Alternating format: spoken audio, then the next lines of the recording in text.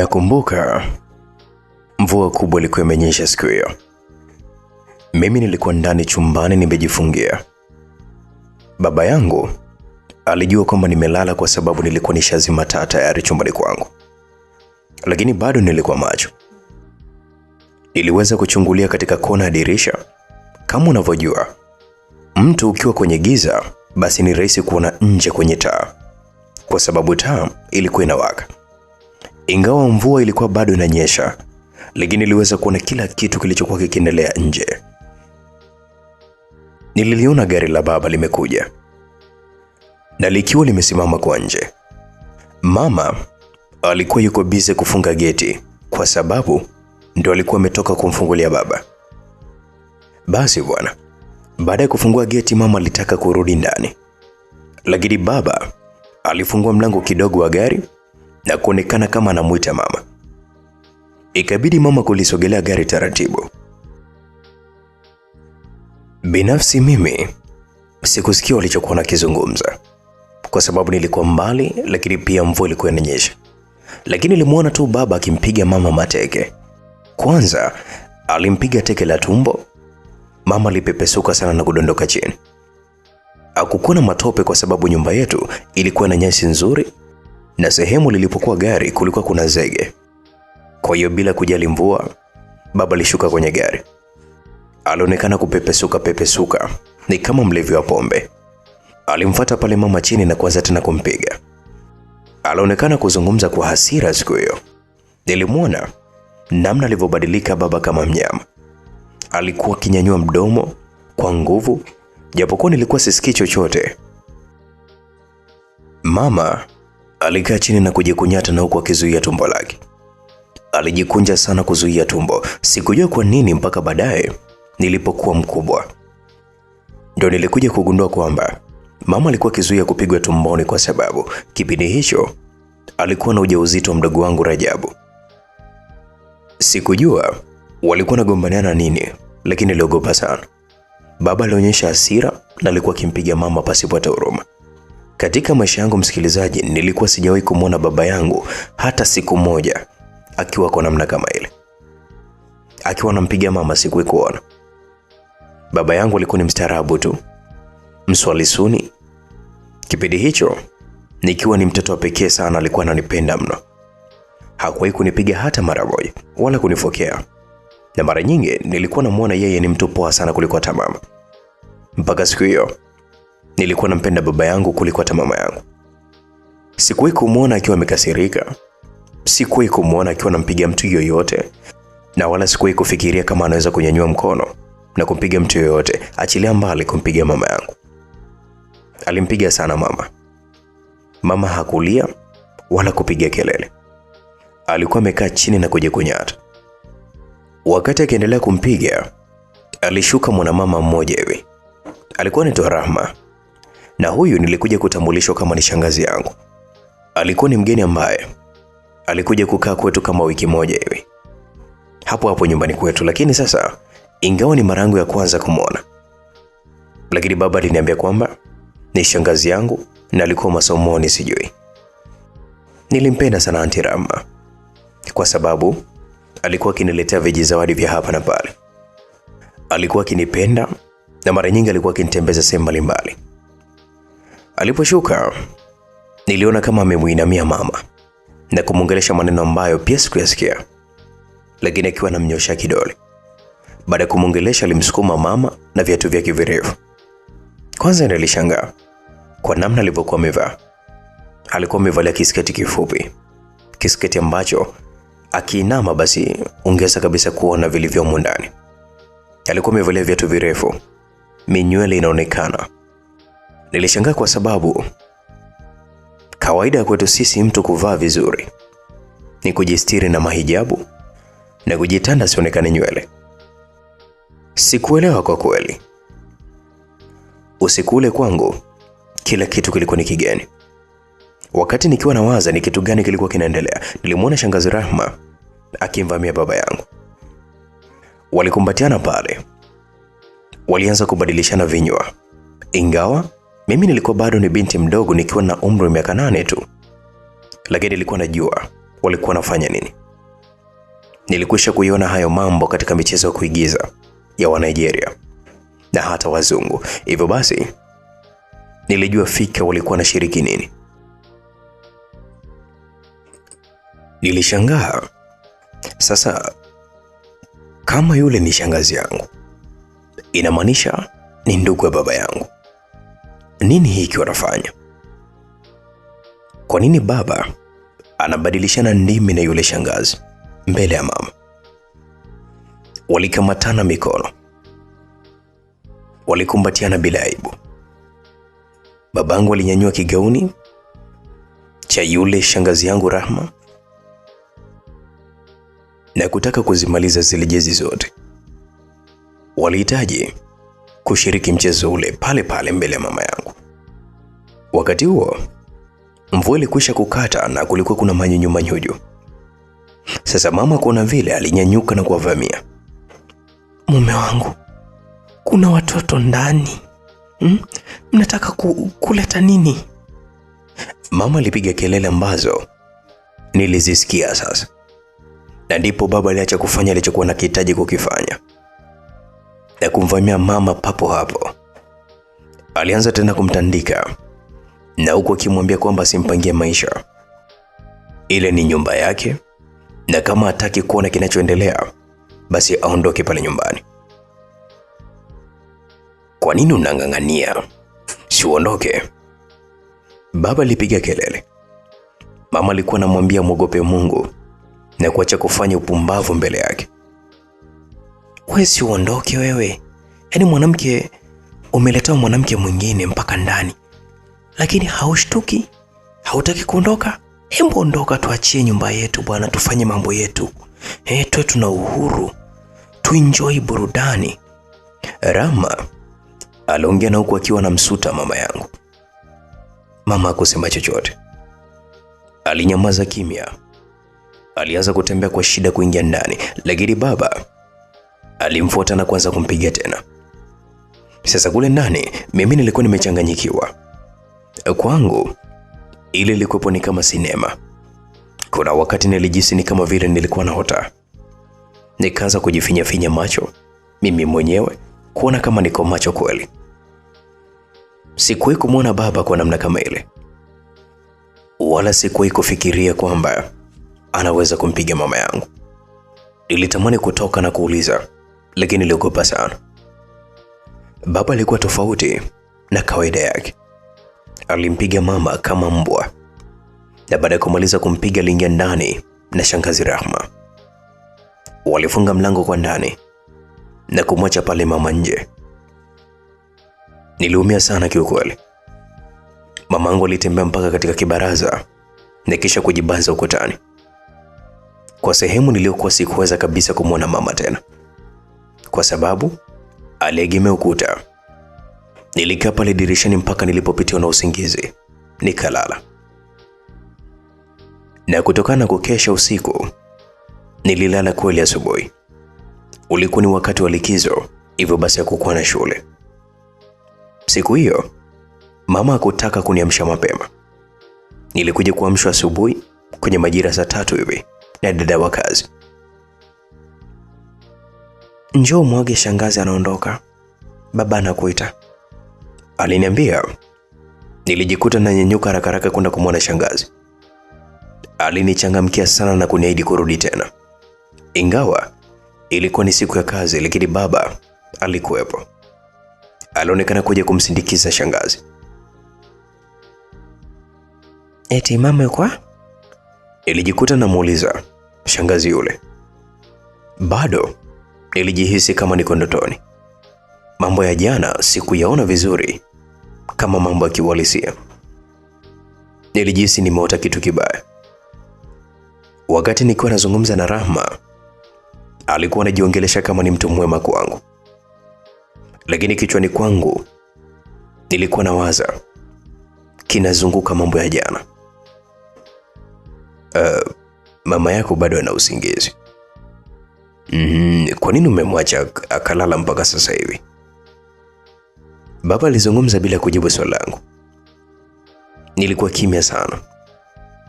Nilikuwa ni kama nimeshikwa na bumbuazi. Rahma alijiongelesha pale na kuondoka.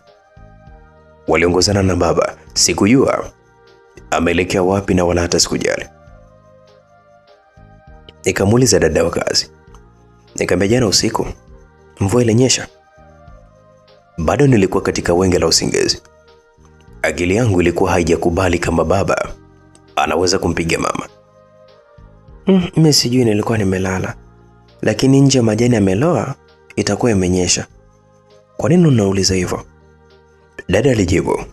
Sikuwa na jibu kamili la kumpatia. Hivyo nilinyamaza tu kimya. Nilirudi chumbani kwangu nikiwa sina raha. Kuna mambo mawili yalikuwa yananichanganya. Moja ni kwa baba kumpiga mama, na jingine ni kwa baba kumkumbatia na kubadilishana ndimi na mwanamke mwingine ambaye nilimjua kama shangazi. Siku ile ilikuwa ni ndefu sana kwangu. Sikuwa na amani mpaka majira jioni. Mama ndo alitangulia kurudi kutoka kazini siku hiyo. Nilimsalimia vizuri, nikamkumbatia mamangu, na huko nikimkagua kuona kama vile alikuwa ameumia ama la. Alijitahidi kucheka mamangu, ingawa nilimwona kabisa yuko sawa. Akawa ameniuliza, "Na nini wewe? Mbona kama unaniangalia hivyo? Nimebadilika?" Sikuwa najibu. Bado nilikuwa sina uhakika na kitu nilichokiona jana yake. Hivyo basi sikuongea chochote. Baadaye baba alikuja, walisalimiana vizuri, tena walikumbatiana. Kama kawaida, baba aliniletea zawadi. Nilizipokea lakini sikuwa na bashasha. Akili yangu bado ilikuwa ikiwaza mambo ya jana. Ingawa sikutaka kuamini, lakini nilimwogopa sana baba. Niliingia ndani nikiwa na mawazo sana. Kwa kawaida, baba si mtu wa kutoka sana nje. Mara nyingi anakuwa nyumbani akinisaidia homework na hata kunibebeleza mpaka kulala. Mara nyingi anakuja chumbani kwangu kunisomesha hadithi na hata kucheza pamoja na mimi. Kama kawaida siku ile alikuja, lakini sikutaka kuongea naye. Hivyo nilivyomsikia tu anafungua mlango, nilipanda kitandani. Nikafunga macho, nikajifanya nimepumzika, nimelala. Alisimama kwa muda kama dakika 2, na kisha katoka na kufunga mlango. Nilipoona ametoka, nilitembea mpaka mlangoni, nikachungulia. Naona binti yetu atakuwa anaumwa. Maana leo Asha kutwa nzima hana haraka kabisa. Na sijui ana nini, lakini namuona tu kaingia kupumzika. Baba alimwambia mama ambaye alikuwa amekaa katika kochi na tazama TV. Sijui, ngoja nitamwangalia ana shida gani huyo. Mamangu alizungumza kwa kigugumizi sana, lakini baba alimkataza akimwambia kwamba hataki nimsumbue kwa sababu nimekwisha kulala. Nilimwona mama kinyong'onyea. Ukimya ulitawala kidogo. Nikawa nimerudi ndani. Kichwani nilikuwa na mawazo mengi sana kuliko hata majibu. Niliwaza mpaka nilipitiwa na usingizi. Nyumba ilikuwa ina amani ya muda mrefu. Furaha ilirejea. Lakini sikuwahi kumwona baba akimpiga mama au kumkasirikia tena mama. Kuna wakati niliamini kabisa nilikuwa nikiota, kwani kila mtu alikuwa na amani na sikuwa na kitu chochote kibaya. Siku moja nakumbuka nilikuwa kwenye gari. Ilikuwapo ni wiki moja kabla ya kufunga shule. Zilishapita zaidi ya wiki 3 tu kile kitendo kutokea pale nyumbani. Nilikuwa nimekaa siti ya nyuma, nimelala. Tulikuwa tunatokea kijijini kwetu kwa bibi, ambapo nilipelekwa kusalimia. "Unajua tunatakiwa kutoa ada angalau nusu," nilimsikia mama akisema. Usingizi ulikuwa unakuja na kurudi, lakini wao walijua kwamba mimi nimelala. "Kwa hiyo sutoe, unaniambia nini mimi?" Baba alijibu kwa hasira. Aliongea kwa sauti ya juu kiasi cha kunishtua, lakini sijui ni kwa nini sikushtuka. Niliendelea kufunga macho ili kusikiliza. Nadhani umbea ulikuwa unanisumbua sometime. Sina pesa mume wangu. Mwaka jana uliniambia hivyo hivyo nitoe, nikachukua mkopo lakini haukulipa. Hapa nadaiwa mkopo. Mshahara wangu nakatwa deni la nyumba sasa hivi. Natakiwa tena kumtumia mdogo wangu. Kakosa mkopo chuo. Naomba nisaidie mume wangu. Kwa hiyo ndugu zako wanaona ni wa muhimu sana kuliko hata mwanao. Mimi sina pesa. Na kama hautaki asome, mwache abaki nyumbani. Wewe unasomesha ndugu zako. Waache wasome. Wakati wa kwako anabaki nyumbani. Baba alizungumza kwa hasira. Mamangu alikaa kimya kwa muda kama dakika 5. Na kule ndani ya gari kila kitu kilikuwa kimya, kimetulia mpaka mama alipozungumza tena. Lakini wewe mshahara wako unaenda wapi? Hutoi pesa ya chakula. Nyumba nimejenga mimi, mavazi mimi, na hata ada ya... Mama alizungumza, lakini kabla ya kumalizia baba alikuwa ndio anaendesha gari. Alichukua simu yake ambayo ilikuwa kwenye dashboard na kuirusha. Ilimpiga mama katika uso, sehemu za puani. Mshenzi mkubwa wewe. Mimi ni nani kwako? Unaanza kunihesabia vitu ambavyo navifanya ndani ya nyumba yangu. Embu pumbavu, kahaba mkubwa wewe. Alizungumza kwa hasira. Simu ilimpiga mama. Alipiga kelele moja tu. Nakufa. Baba alikuwa ni kama kachanganyikiwa. Aliacha usukani na kumrushia mama ngumi. Alimtandika ya uso. Alionekana kukasirika zaidi kuhusiana na yale maneno. Wakati anafanya hivyo, gari lilianza kuyumba, na kwa sababu tulikuwa katika mwendo mkali, ilipoteza uelekeo na kuacha barabara. Nilipiga kelele nilipona mti mkubwa uliokuwa mbele yetu, na gari ilikuwa ikifuata mti ule. Msikilizaji, kila kitu kilikuwa kinatokea haraka sana, lakini nilikiona. Pamoja na umri wangu mdogo, lakini picha ile iliendelea kubaki kichwani kwangu mpaka leo hii. Baba aliuona ule mti, alijaribu kukwepa, ila gari ilikuwa inaenda na kwenda kugonga katika upande wake. Lakini ghafla nilimuona akigeuza usukani na kuligeuza na kugonga ule mti kwa upande wa mama. Nilisikia kishindo kikubwa, na baada hapo sikuelewa ni kitu gani kingine kilikuwa kimetokea. Yaani alikwepesha, msikilizaji, usukani wa gari. Gari lilikuwa likielekea kugonga katika upande wake, lakini alielekeza upande wa mama. Baada ya muda nilizisikia sauti nzito ambazo sikuzielewa. Hajaumia popote. Naona kama ni mshtuko tu na hajazinduka, lakini viungo vyake viko salama.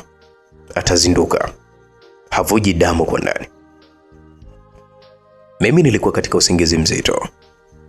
Mwili ulikuwa umechoka sana. Na nilikuwa nikijaribu sana kufumbua macho, lakini hayakufunguka. Mara nilimsikia mtu akiwa ananikamata mkono. Hakusema chochote, lakini alionekana kukaa pembeni yangu. Nilijitahidi sana kufungua macho. Alikuwa ni baba. Alikuwa ni mzima kabisa, ameketi pembeni yangu. Kulikuwa kuna watu wengine pale chumbani, lakini kwa sasa siwakumbuki. Walikuja kunisalimia.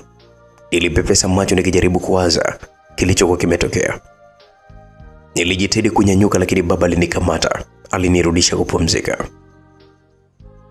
Pumzika kwanza, aliniambia kwa kunibembeleza. Mikono yake ilikuwa usoni kwangu, aliniuliza maswali namna nilivyokuwa najisikia. Mimi nilibaki kimya nikishangaa. Bado nilikuwa sijazinduka vizuri. Lakini taratibu picha ile la tukio ilianza kuja tena kichwani kwangu kwa mara nyingine. Niliona ile ajali upya. Ndio kwanza ilikuwa inatokea kichwani kwangu. Niliona namna ambavyo baba alimpiga mama na kisha kuanza kugombana mpaka alipogongesha gari kwenye mti. Mwache mama usimuue. Nilijikuta napiga kelele, na huko nikimpiga makofi baba yangu. Nilijitoa katika mikono yake na kujirusha rusha. Nilipopiga kelele nyingi, lakini yeye hakupanic.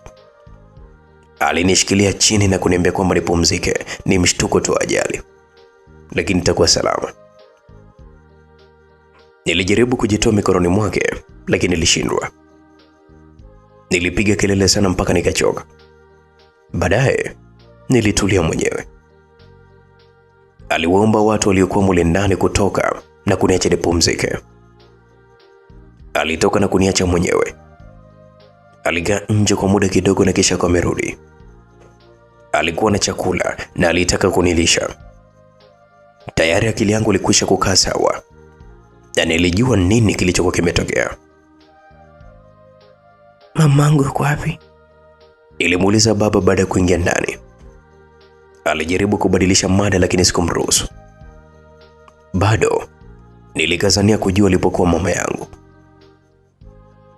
Yuko chumba kingine mama yako, anaendelea vizuri, aliniambia, na huku akiwa ameketi pembeni akiwa na uji mkononi kwake.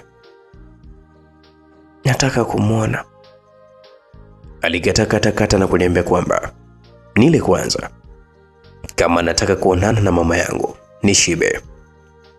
Nilijaribu kubisha lakini ndo hivyo, ulikuwa ni msimamo wa baba. Aliniambia kama nataka kumwona mama basi nile chakula kwanza. Alijaribu kunibembeleza, kunichekesha, lakini kila nikimwangalia sikuona tena picha ya baba wa zamani. Nilimwona baba mpya ambaye alikuwa anampiga mama na kugongesha gari upande wa mama. Maana yake nini? Amwangamize mama yangu. Nilikula haraka haraka. Nilikuwa najisikia vizuri na baada ya kumaliza kula niliweza kunyanyuka.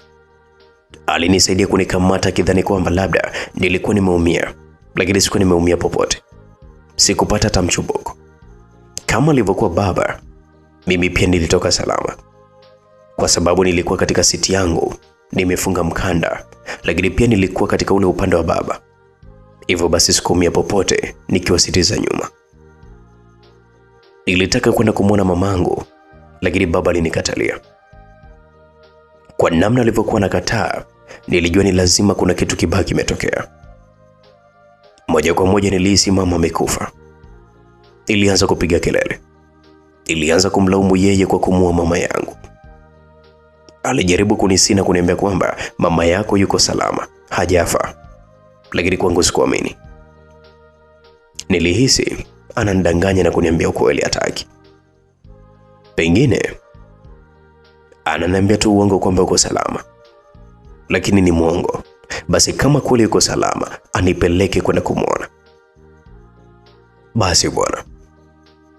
Na kwa namna nilipokuwa nikimsumbua, hakuwa na namna. Aliniambia twende ukamwone mama yako. Alinipeleka mpaka katika chumba kimoja. Na hapo niliona watu wamekaa nje. Wengi nilikuwa na wafahamu. Kulikuwa kuna shangazi zangu, mama zangu wadogo, na ndugu wengine wengi tu. Kaa hapo basi mama. Mama yako yuko ndani kwenye chumba cha upasuaji. Sawa, alipata ajali na wote tunasubiria. Sawa mwanangu. Aliniambia. Sikuwa naelewa kitu. Nilitaka zaidi kumwona mama yangu. Nilipiga kelele mpaka kulazimika kuondolewa pale. Nilirudishwa chumbani na kuchomwa sindano moja, ndipo nikapata kulala. Yaani maana yake nilikuwa nimechomwa sindano ya usingizi. Msikilizaji, nakumbuka siku nilipozinduka. Nilikuwa nimetulia kidogo. Mama alikwisha kutoka katika chumba cha upasuaji. Na ndipo nikaruhusiwa kumwona. Alikuwa amelala kitandani, hasungumzi chochote mama yangu. Zaidi kubwa ni kupepesa macho kuniangalia. Na hapo ndipo nilijua kwamba mama yangu yuko hai. Hakuonekana kuumia sehemu yoyote ile. Uso ulikuwa hauna hata michubuko mingi, lakini tu alivimba kidogo na bandeji kidogo. Aya, mama yako huyo hapo anaendelea vizuri. Hivyo basi kama unataka apone basi usimsumbue mama. Mwacha pumzike. Baba aliniambia kwa upole, sijui nini lakini nilimwelewa. Siku hiyo ndio akili zangu zilianza kabisa kuwa za mtu mzima.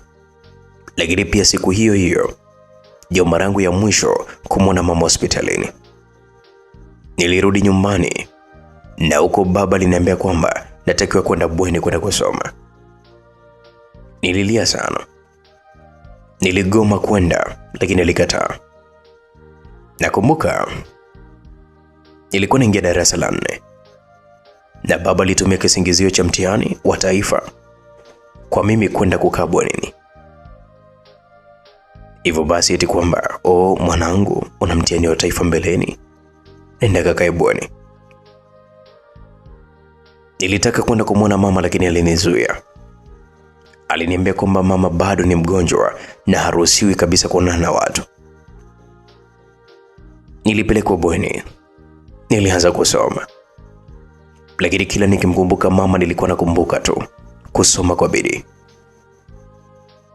Nikisubiria likizo ili kurudi kwenda kumwona mama. Lakini nilipofika nilikuwa nimepelekwa kijijini. Na wakati huo mama yangu alikwisha kupona na niliweza kuongea naye katika simu.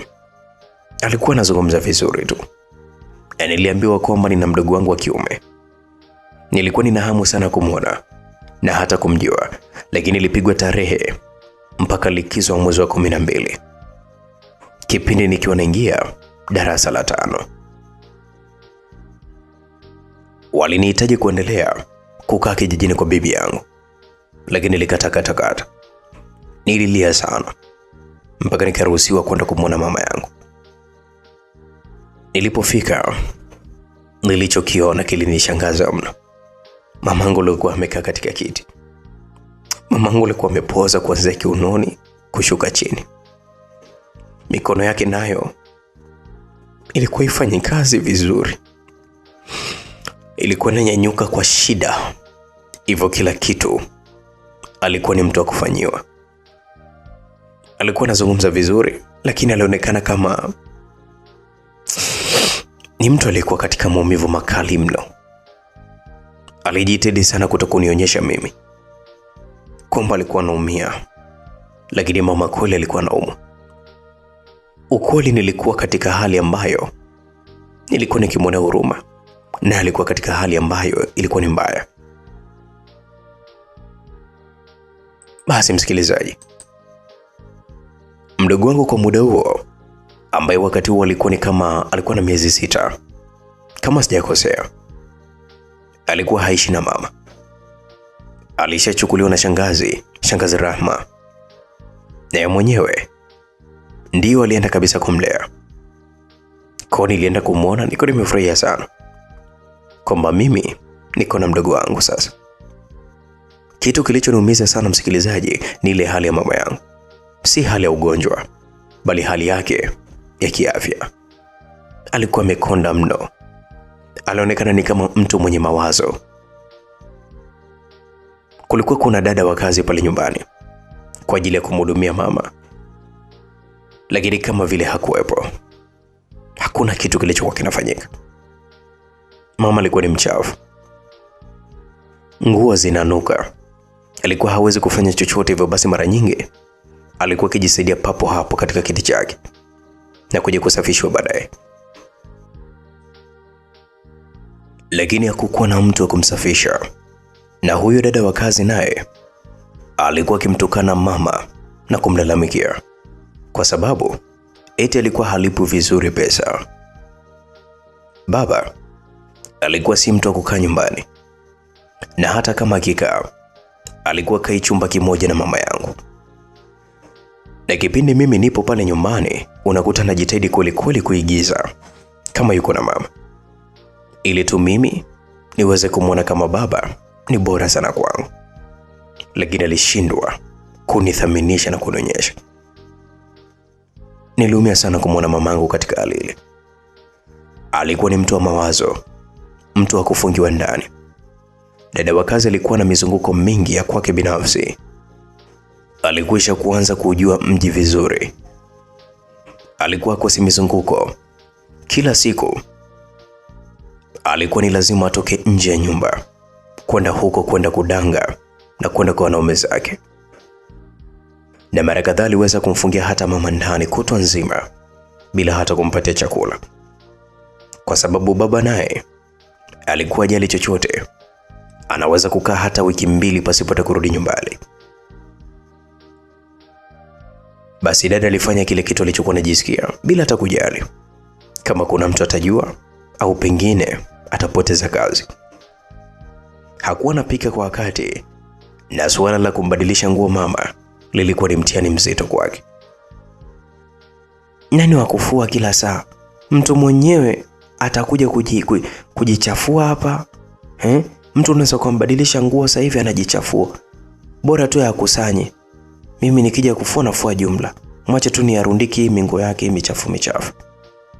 Alikuwa anapenda kuzungumza mara kwa mara.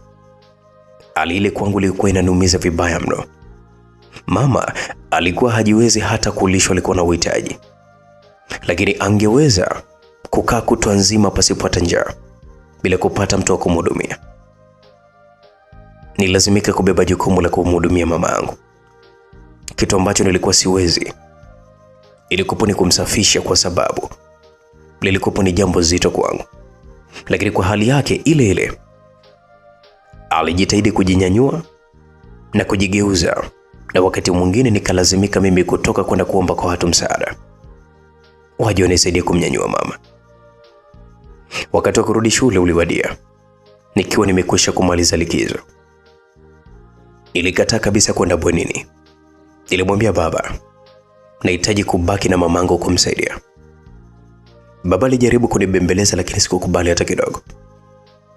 Nilimwambia kama hautonirudisha nyumbani nisome shule za day, natoka nyumbani nielekea shuleni, basi sitosoma tena.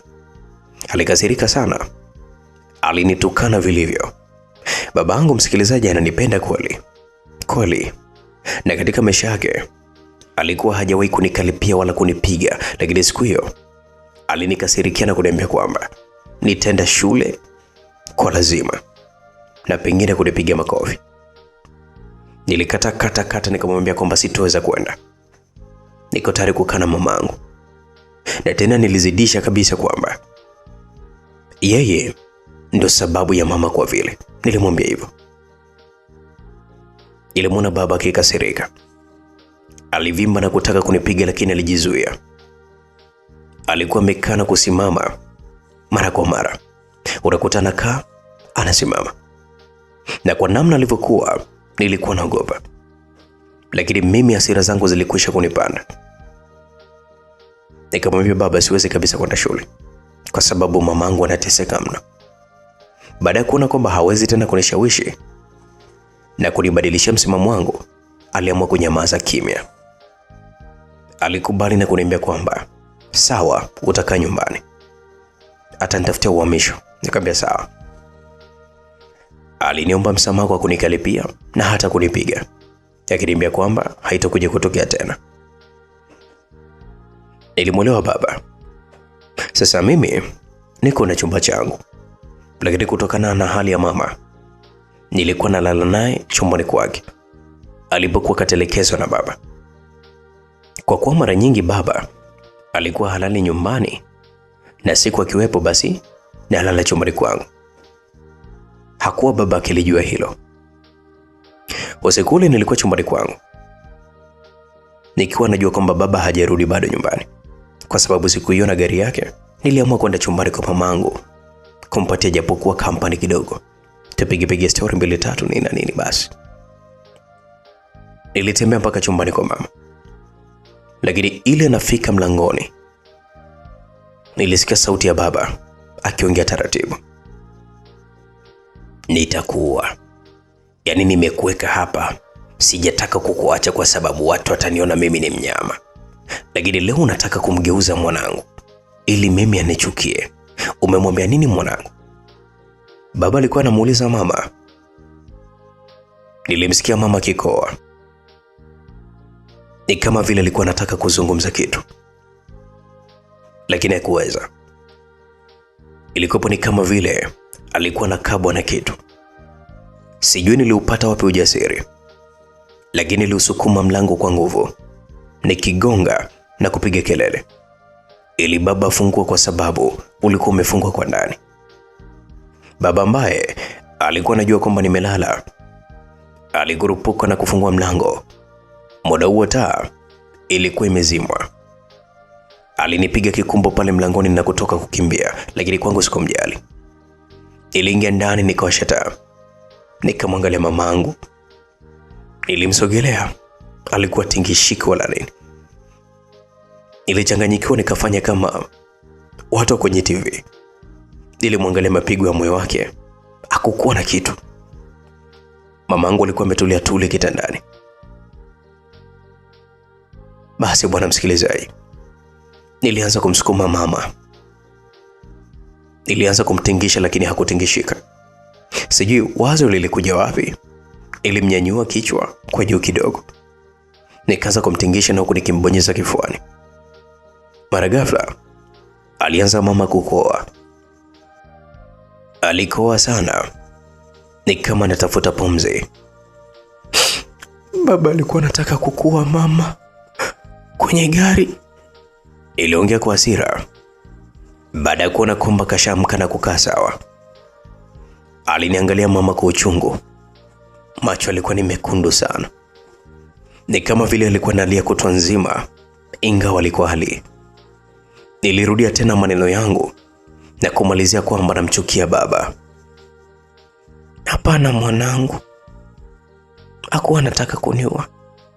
Baba yako ananipenda sana sana tu, na anakupenda pia wewe.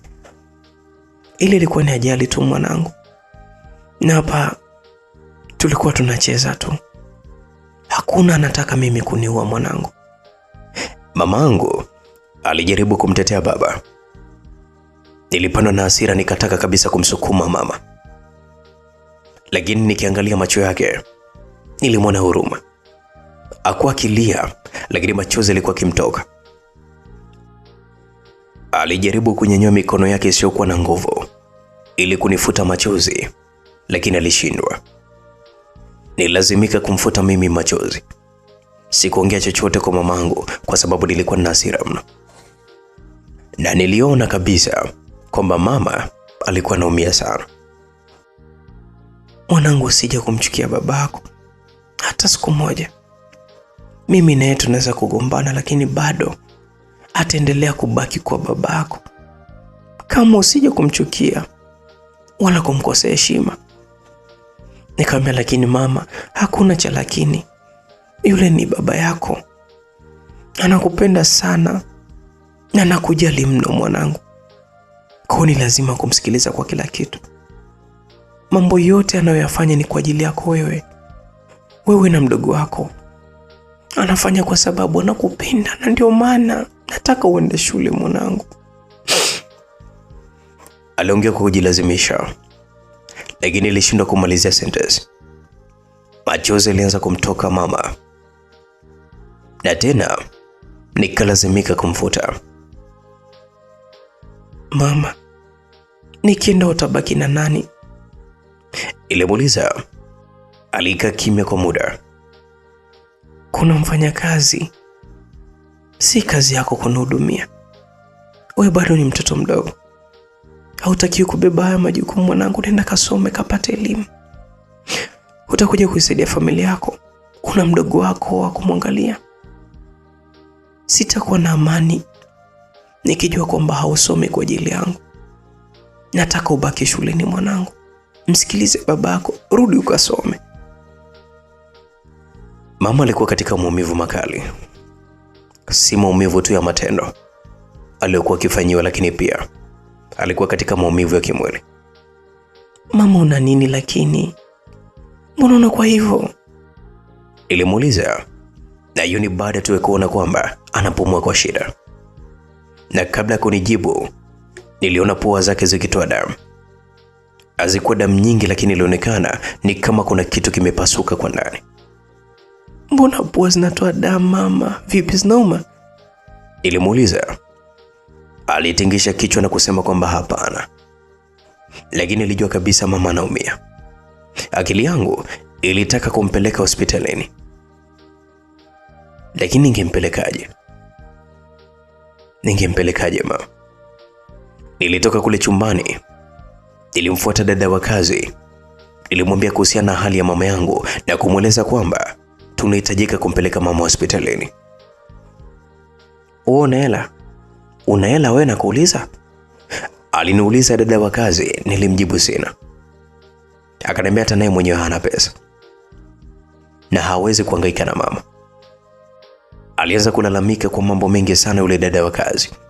Akasema kwamba hawezi kujihangaisha kwa sababu hata kumlipa pesa hawamlipi. Hivyo basi anakaa pale kwa sababu ana mipango yake mingine, na ile mipango yake ikitiki ama ikikamilika ataondoka pale nyumbani kwetu. Yaani mimi ningekuwa ninapo pa kuishi ningekuwa nishaondoka hapa muda mrefu kwenu. Alizungumza na huku akiwasha TV kuangalia. Hakujali chochote. Nilitoka nikarudi chumbani kwa mama. Alikuwa amefunga macho, ni kama vile amelala. Niliogopa sana msikilizaji, kwa sababu tangu ile ajali iweze kutokea na mamangu kuumia, nilikuwa naogopa sana. Nikiona mtu kalala, hata kama kipindi nipo shuleni, nilikuwa namwangalia mara mbili kuona kama yuko hai ama la. Nilimkimbilia mama, nilimwamsha kumwangalia kama yuko hai. Alinyanyuka na kuniambia kwamba najisikia vizuri, nisihangaike, nimwache pumzike.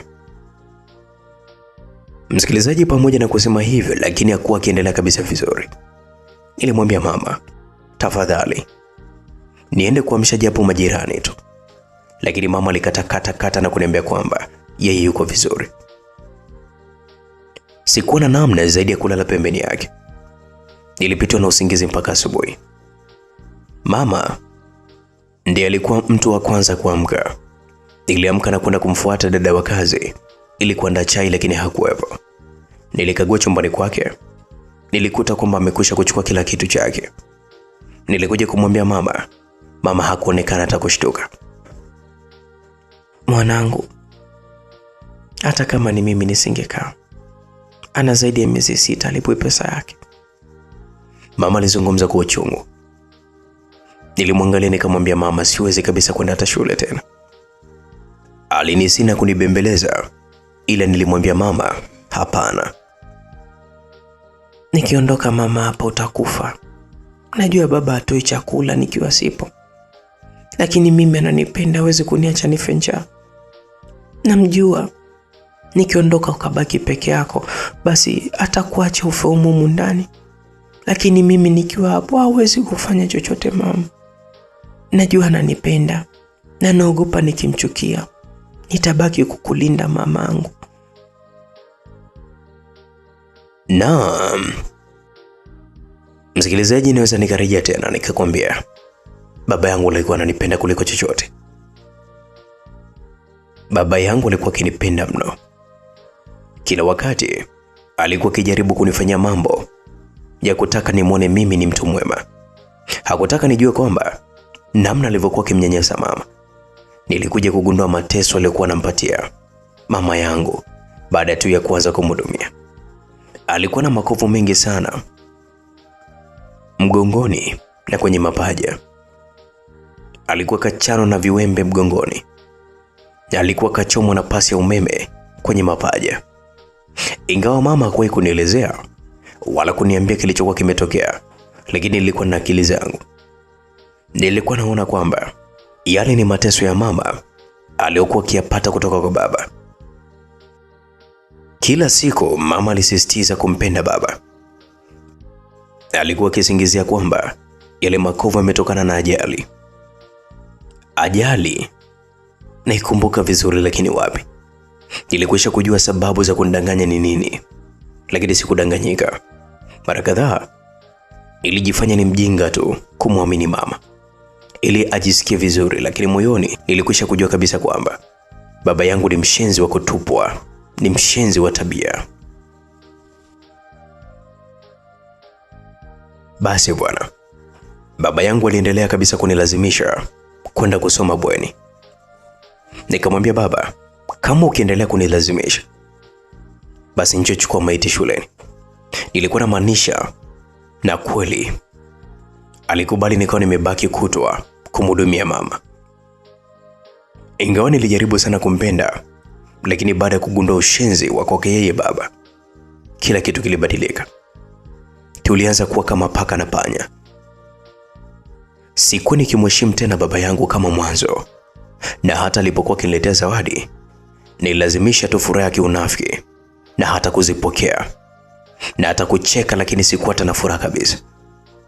Sikuwa na furaha hata kidogo, msikilizaji. Basi bwana, maisha yaliendelea hivyo hivyo. Baba alitafuta mfanyakazi mwingine, lakini nilijua kabisa hakutafuta kwa ajili ya mama yangu, bali alitafuta kwa ajili yangu. Alitafuta mtoto mdogo kabisa. Ingawa kiumri alikuwa mkubwa kwangu, lakini kiumbo nilimzidi na alionekana ni dhaifu. Asingeweza kumsogeza mama peke yake. Pale nyumbani, baba alikuwa anakuja mara moja tu, na sijui alikuwa anaishi wapi, kwa sababu hata Aunti Rahma aliyekuwa akiishi kwake mwanzoni walikwisha kuachana na alikwisha kuolewa. Embu tazama, huyo Aunti Rahma ndiye aliyetengeneza mpasuko wote huu, lakini leo hii hawapo katika mahusiano. Maana kila nikimkumbuka huyu Aunti Rahma, alikuwa na uwezo wa kuja nyumbani na kukaa kama siku mbili na kisha kuondoka. Anaondoka wiki, anarudi nyumbani, au anakuja kukaa wiki kwetu bila hata kujali chochote. Lakini ndo alikuwa mpenzi wa baba yangu. Hakuwa kileta tena marafiki zake baba tena, na hakuwa tena na ndugu ambaye alikuwa anakuja pale kumwangalia mama. Kwa kifupi ni kwamba tulikuwa tumetengwa, na nilijua fika kwamba baba alikuwa anatamani sana kumfukuza mama, lakini alikuwa naogopa nitaondoka naye, kitu ambacho alikuwa kipendi na mimi nilikuwa sikipendi. Niliendelea na masomo mpaka nilipofika darasa la 7. Nilijitahidi sana kufanya vizuri darasani ili kupata vijizawadi kutoka kwa babangu, lakini pia na kuziweka kwa ajili ya mama yangu, ili zawadi nitakaopewa naziweka ama namtunzia mama yangu. Kama kawaida yangu, sikuwahi hata kushika namba 2 darasani, lakini pamoja na hali ngumu ya pale nyumbani, lakini nilijitahidi sana katika masomo. Kila siku mamangu alisisitiza kusoma kwa bidii ili kesho na kesho kutwa nije kuwa na maisha yangu. Na kweli nilifanya hivyo mpaka namaliza chuo. Nilikuwa sina mawasiliano mazuri na baba. Hali yake ya maisha ilianza kubadilika baada ya mimi kumaliza chuo na kupata kazi. Baba alikuwa ni mtu wa kuumwa, na ndipo ilipokuja kugundulika kwamba baba alikuja kuathirika kwa HIV, ama alikuja kuathirika kwa virusi vya ukimwi. Alirudi pale nyumbani akiwa ni mdogo kweli kweli, ambapo mpaka leo hii mama yangu anamhudumia. Baada ya mambo yake yote kwa mabaya, hakuna ndugu hata mmoja alitaka kumsikia baba. Sasa hivi tuna maisha mazuri, msikilizaji. Ukweli tuna maisha mazuri. Na wahudumia wazazi wangu baada ya kumaliza chuo na kupata kazi nzuri, mshahara mzuri. Na kuna wakati nikikumbuka mambo aliyomfanyia mama huyu baba, na kuna hasira sana, kwa sababu sasa hivi wanaishi wote wawili. Lakini mama alizidi kunituliza na kuniambia kwamba pamoja na yote hayo, lakini huyu ni baba yako, msamehe. Nikamwambia sorry daddy. Yani nilikuwa nashindwa hata kuelewa mama alikuwa na moyo wa namna gani wa kumsamehe na kuendelea kabisa kuishi na mwanaume kama baba. Lakini mimi sina cha kuingilia ndo wazazi wangu. Sorry daddy. Na wahudumia wote wazuri, kwa sababu kweli ni wazazi wangu, ndio miungu yangu ya pili. Kwa hiyo mpaka sasa nawapenda sana. Nina maisha mazuri, nimeajiriwa, pesa nyingi kabisa ninazo, nina miradi mingi tofauti. Familia yangu kwa hiyo sasa hivi haina shida kweli kweli. Mfanyakazi yupo mwingine, ni mkubwa na anastahili kabisa kuendelea kujituma hapa. nimempenda kweli kweli. Kwa msikilizaji, mimi nawashukuru sana kwa kunisikiliza. Lakini kitu kikubwa ambacho mimi binafsi nimejifunza ni kwamba sio kila mtu akimuita eti aunti, mjomba au huyu ni kakangu, huyu ni dadangu, usipende sana kuamini. Hapa mjini hapa watu watakutandika, watakuchezea akili. Unaweza kusema kwamba huyu dadangu sio nini, kumbe watu ni wapenzi. Huyu sio ni mtoto wa shangazi yangu, watu ni wapenzi. Kwa hiyo tuwe makini sana msikilizaji. Lakini pia kuna mambo mengi sana katika dunia. Kwa hiyo mpaka hapa mimi sina la ziada. Cha kufanya ni wewe tu kusubscribe hii channel, kulike na kucomment. Hii ni Simulizi Fupi na kutakia siku njema. Bye bye.